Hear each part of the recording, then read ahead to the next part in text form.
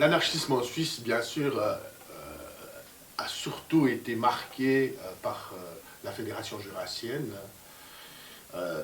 On sait qu'il y avait des groupes anarchistes avant la Fédération jurassienne.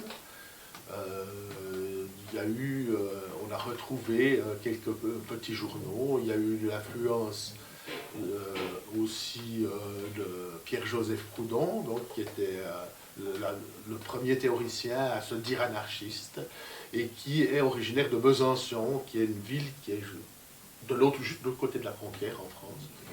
Il y a eu aussi toute l'influence des utopistes comme Charles Fourier, qui est aussi quelqu'un du Jura français.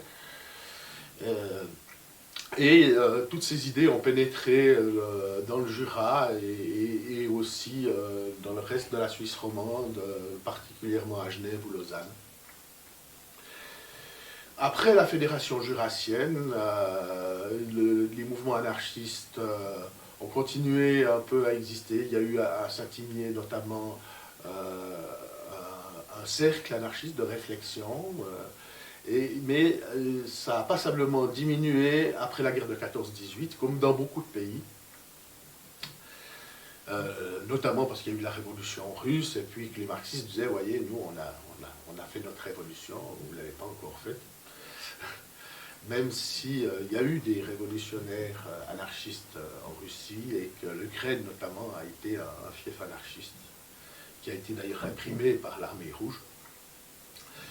Pour revenir dans la Suisse romande, après ça s'est déplacé plutôt sur Genève et Lausanne, et notamment au sein du syndicat du bâtiment, où il y a eu un groupe qui s'appelait la Ligue d'action du bâtiment, qui était principalement composé d'anarchistes, en lien avec un journal italien-français, édité par Luigi Bertoni, donc, qui était un Tessinois, mais qui habitait Genève, et qui a formé assez idéologiquement ces maçons.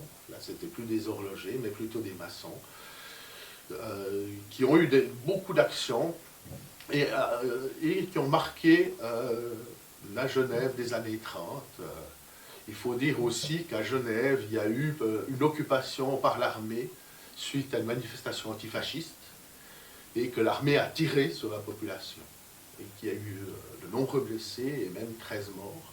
Et ça aussi, ça a radicalisé passablement les fronts.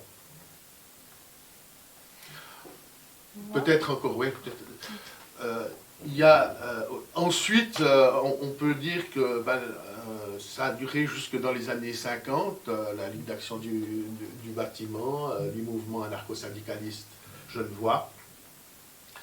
Et c'est réapparu, l'anarchisme est réapparu, bien sûr, un peu comme partout, après 68, après les événements de 68. Et il y a toujours eu des groupes anarchistes, donc dans les grandes villes, surtout en Suisse romande, et puis aussi en Suisse alémanique, et également au Tessin. Bien sûr, c'est un mouvement qui est très minoritaire, malheureusement.